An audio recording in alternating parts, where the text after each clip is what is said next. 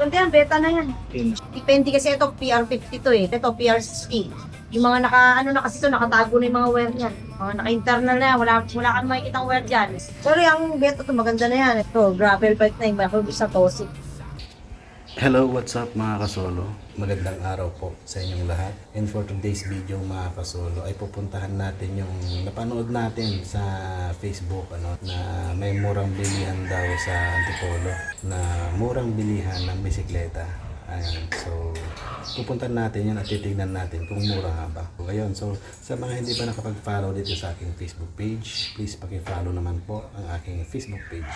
At sa mga hindi pa nakapag-subscribe dito sa aking YouTube channel, please paki-subscribe naman po ang aking YouTube channel. Ayan po So, yan po ang ating video ngayon at pupuntahan natin. So, itong bilihan ng bisikleta na ito ay i-wish ko lang. Sinearch ko lang yung pangalan ng store nila sa Wish. Yan, samahan nyo ako, pupunta natin. Titingnan natin kung mura nga ba o hindi. Ayan, so, let's go!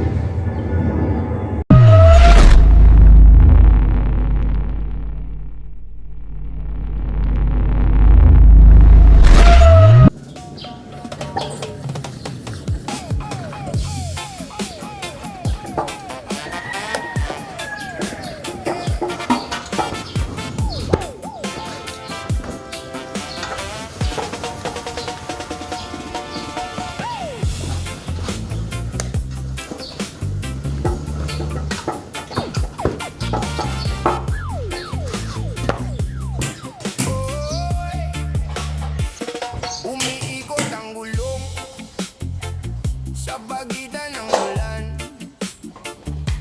Ikaw sa tabi ko, ligtas kahit saan. Hawak ko ang mapa, ako ang nagmamaneho. Bukas ang isipan, basta't sabay tayo. Hindi kailangang madali, basta tuloy ang biyahe. Kung saan man ang dulo, doon tayo aabante. Tayo na mag-ride, dahan-dahan lang, huwag makipagkarerahan. Makakarating din tayo sa paruroonan.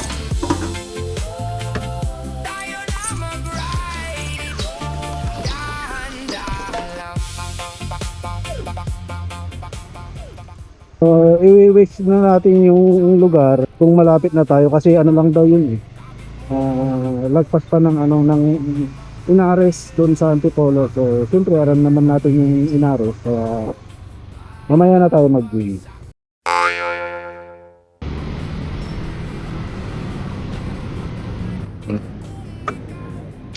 So, dito na tayo sa Inares, at i-wish ko muna.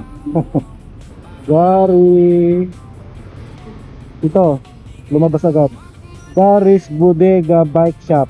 Yan po yung yung kanyang bike shop. 740 meters na lang, so malapit na lang siya talaga. Diretso tayo. So nagpas lang siya ng Inares, wala pang 1 kilometer nandun ka na daw. Yun yung kanto na agad kung nasukan ng sasakyan. Ay hindi. Doon sa may stoplight. Kanan tayo dyan. So ayan po pag nandun na po kayo sa Inares Center, malapit na lang po siya, wala pa siyang 1 kilometro. Makikita nyo dyan yung unang stoplight, kakanan kayo. Nakalimutan ko na lang kung anong street yan. Basta pag wish nyo yan, Gary's Bodega Bike Shop, makikita nyo dyan, lalabas na dyan, Antipolo. At hindi ko na napansin na lagpasan ko pa ng konti. So ayan na po siya. Tignan natin kung gaano ba kamura yung mga bike nila dito. So dito na pala. So yan na siya nalagpasan pa natin.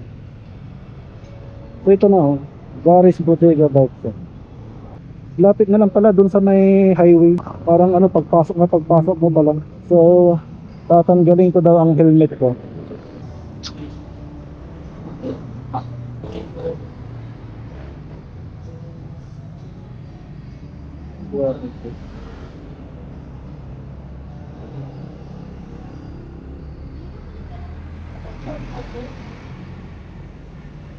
Road bike.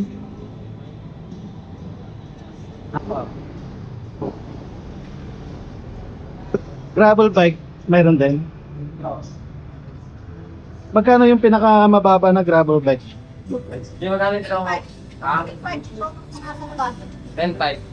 Ah, 10.5 na yan. 10,000. So yun na yung pinakamababa. Ay, no, 15. Ha? 15. 15. Saka SDA na daw eh. Ay, nakakaya. Yung sagad na yan, mga pag road bike naman, mababa.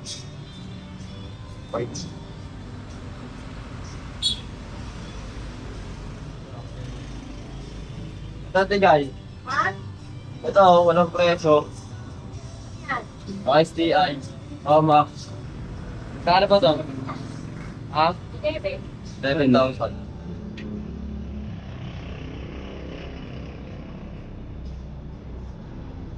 Full alloy yan. Ah.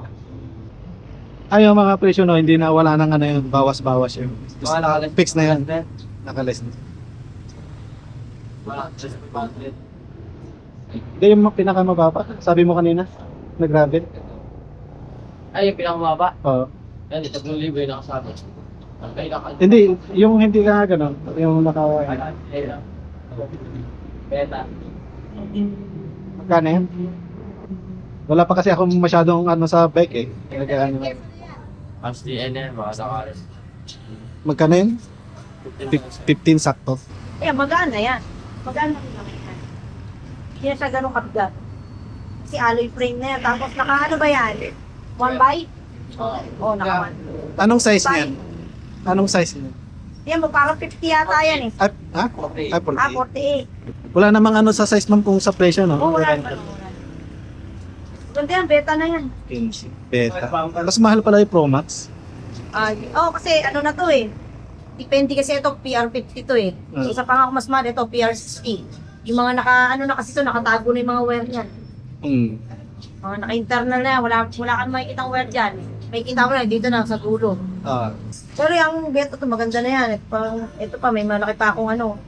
Ito, gravel bike na yung malaki sa Tosik. Tosek, magkano yun? Magkano nakalagay sa Tosik? Ayan, pangalawa. Oo, 16.5. Ah, mas mahal siya. Full alloy din yun. Lahat yan, Ali. Naka-SPI na rin sila. So yun yung pinakababa, Kenzie, ano? Anong mas mahal din pala yung Tosek? Kasi maganda na yung mga nakakabit na piyesa, yung group set na maganda na. Sagad na yun, ma'am, talaga. Oo, sagad yun. Kasi dating nung December, ang benta na. 7 po. Oo. Kaya pinasay, nakaano na kasi isang piraso. Ito lang yung Nagu- nakapura ko na ano, Nagu- nag-gravel. So, Magkano yan, ma'am? eh, 8. Full alloy din, ma'am, yan. Again? Full alloy yan. Hindi, itong ano, promo rin naman. Promo. Yung ani ko na ganyan, ano, 9.5. So mas mura siya. Oo, mas mura. Ano lang naman, pag chrome naman kasi hindi naman siya pure na ano, steel. May halo. Kaya hindi rin siya ganun kabigat.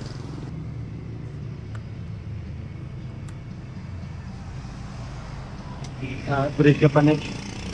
Wala dyan nga lang. Ganyan. Kasi pag in-upgrade mo naman to, ginawa mo to yung STI, pati ito papalitan mo. Ah, gano'n? Kasi, eto, 3. Pag nag-STI ka kasi, tulak yun. Oo, 2 at saka ano, tulak. Pwede mo naman kahit di palitan niya, papatayin lang yung ano, isa para hindi siya bumaba. Pero mas maganda kung pareho, dapat 2 rin ito. Ayun, okay na yun doon. Yan lang mag-ano yun. Sabagay, dito ka hahawa. Tsaka pag STI, alam ko nakabuild na yun hanggang 9. Para hindi 8 ka saka masyadong yuko.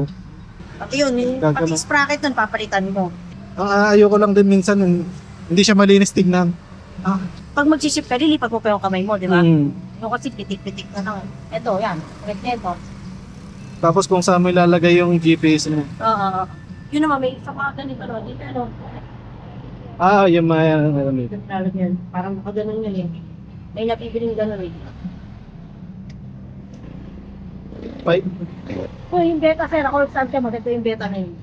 Maganda yung beta. Maganda na kasi yung mga nakakabit na sa dulo. Magkano kaya yung ma'am, yung set na ganun? Yung pag STI, bibili ka ng STI, Mahal din, ano? 2.5. Ang ganun. 2x9 yun. 9 speed. Ito is 7. So, kailangan mo rin siya palitan ng 9. Marami kang bibili. Oo, ganun. So hindi lang 2.5. Oo, hindi lang. Kasi ito din, naka-3 pa to eh. So, gagawin mo, 2 ba yan? Papalitan mo lahat yan. Oo, kagandahan ko. Hirap magkamali eh. Pag nabili mo na, yun na yun eh. Oo, yun na yun. Baga, lahat. Wala. No choice ka pag i-upgrade. Oo nga. Pero yung beta at saka yung mga nandun, mga ganda na rin yun. Ito pang ano, yung R16. Ay, yung Tosik, gusto ko rin minsan yung Tosik. Yeah. Mas mahal yung Tosik mo eh. Oh, smart. Pero naka-gravel na yan man, di ba? Oo, mas malaki na dulo niya para pang mountain bike. Magkano ulit? Ay. Diba?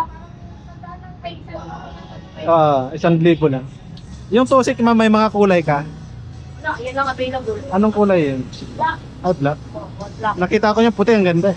Maganda ang puti ng ano to. Kaso wala, available. Lahat ng out of stock na mga May nakita ko post nyo, puti binili niya, ang ganda.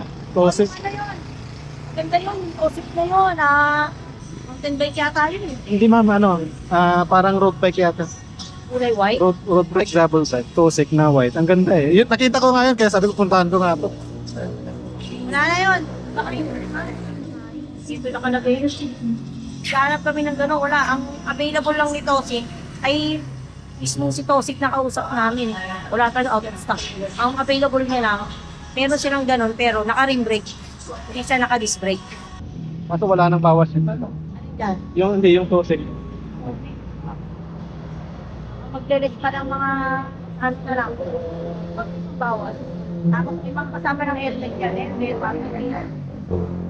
Wala pa, hindi pa nag-ano si Tosik. Tatanong kami doon sa kanya yung mga B2, mga bago ngayon na 2026 na model. Lahat out of stock. Sa bagay, nagpo-post naman kayo ma'am. Oo, Kaso nga lang, baka mamaya, makakakukuha ulit. Oo, bilis lang. Hindi pwedeng magpa-reserve pag sa online. Pagpapareserve ka naman doon, chat, pwede mo naman i-chat. Tapos mag-down na lang sa online na. Magda-down ka lang. Pwede. Oh, hindi naman. Ganon. Try mo mag-chat sa ano.